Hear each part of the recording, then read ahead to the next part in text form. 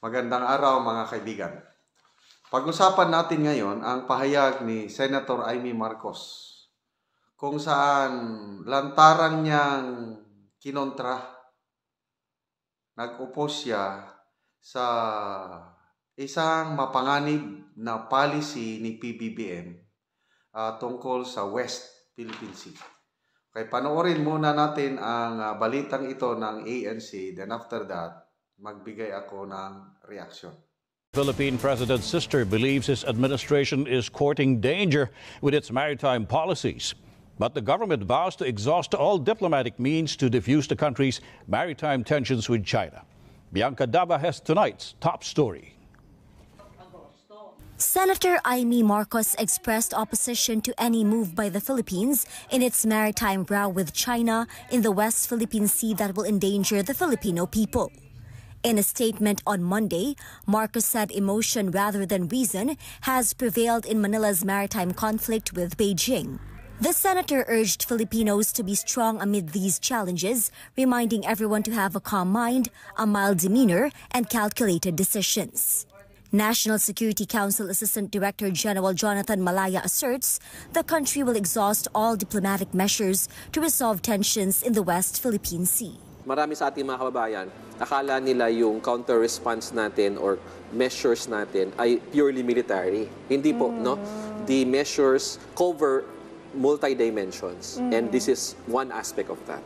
Malaya also clarified that the newly reorganized National Maritime Council will not only focus on issues in the West Philippine Sea. Dalas nakafocus lang tayo sa West Philippine Sea.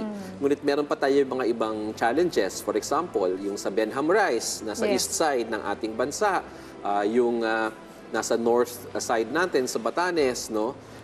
Sa south, yung facing Indonesia and Malaysia. So lahat po ng lugar na yan requires maritime domain awareness. On Sunday, President Ferdinand Marcos Jr. signed Executive Order No. 57, creating the National Maritime Council, which will be headed by Executive Secretary Lucas Bersamin.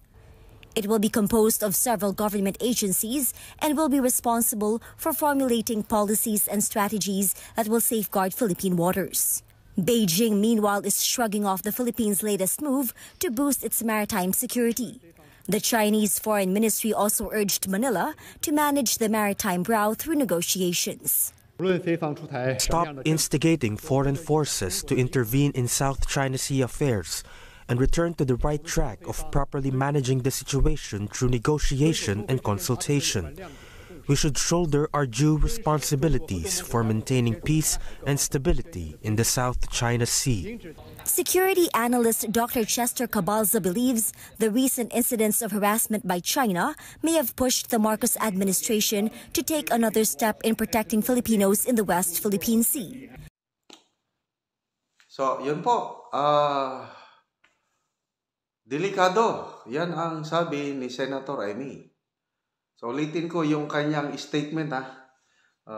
Emotion rather than reason has prevailed in our maritime conflict with China and is leading us down dangerous path that will cost us more than just Filipino pride. Ito yung bagong palisiya ngayon ng Marcos administration, yung Executive Order No. 57, creating the National Maritime Council headed by the Executive Secretary, composed by different government agencies. At ang isang aspect nitong executive order na ito is palalakasin ang ating puwersa, palalakasin ang ating stand and encountering China's aggressive action in West Philippine Sea. Okay lang sana kung tayo-tayo lang. Kaya lang, ang isang aspeto nito is yung pagpapatulong natin sa mga alyadong bansa. Specifically ang United States of America. Yun ang nakikita ni Senator Amy Marcos. Kaya sabi niya, delikado. Ngayong this month, April 21 ba yun? Magkakaroon ng trilateral meeting ang US President, Japanese Prime Minister at ang ating Presidente biyahe na naman. At ang isang pag-uusapan nila ay ang West Philippine Sea. Okay, so gusto kong iklaro tama yung ginagawa ng Presidente na hindi tayo dapat matakot sa China. Hindi tayo dapat mag-surrender any square inch of territory. Atin talaga yung insyol, yung atin yan.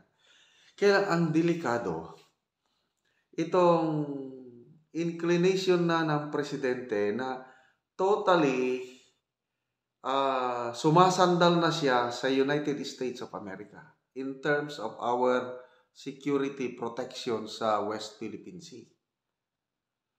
Ano ang ibig sabihin niyan? Lalong magagalit ang China.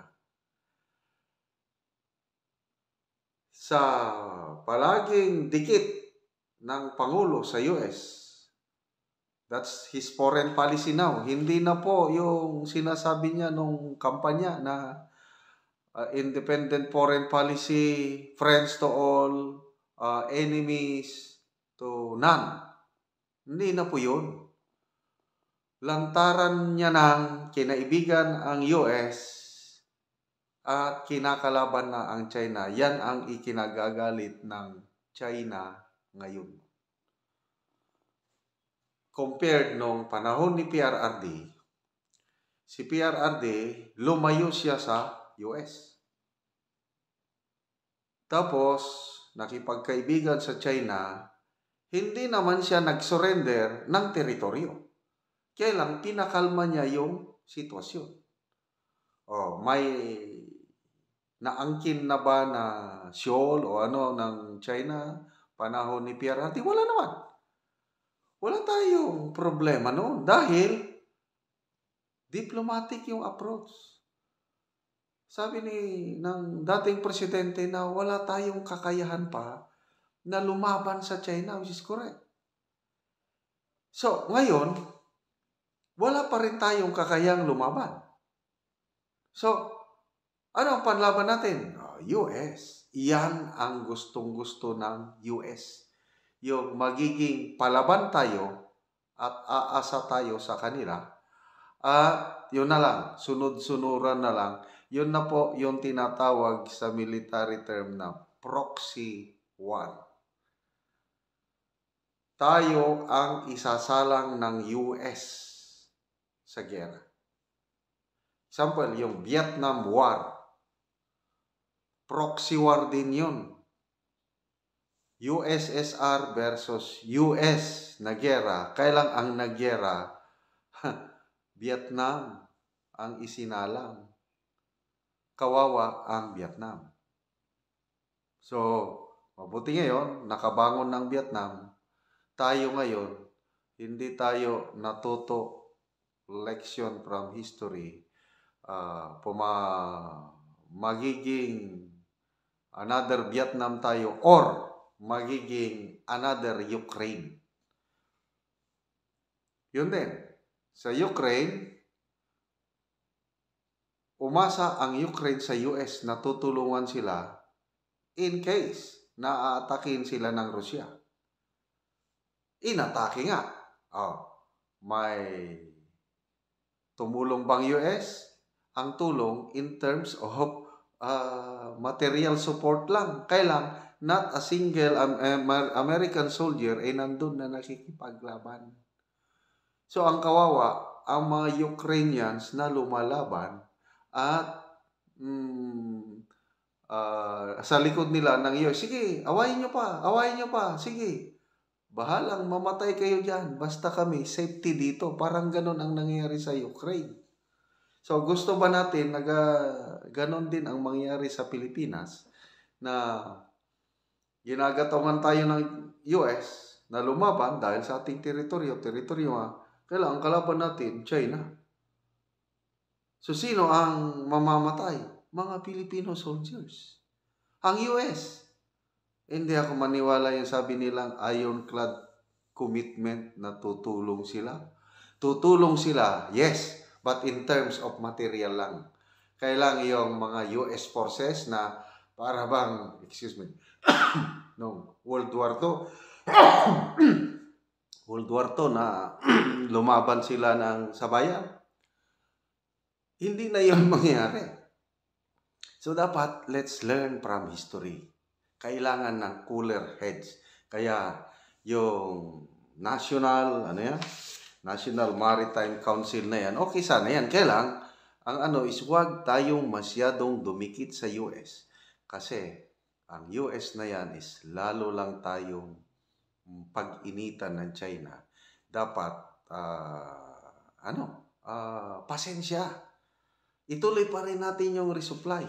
Kanyonin nila ang ating kwan, wala tayong magawa, wala pa tayong depensa. Kailang, dapat ito challenge na dagdagan ng pundo ng AFP modernization hanggat dumating ang panahon na kaya nating depensa nating sarili na tayo-tayo lang.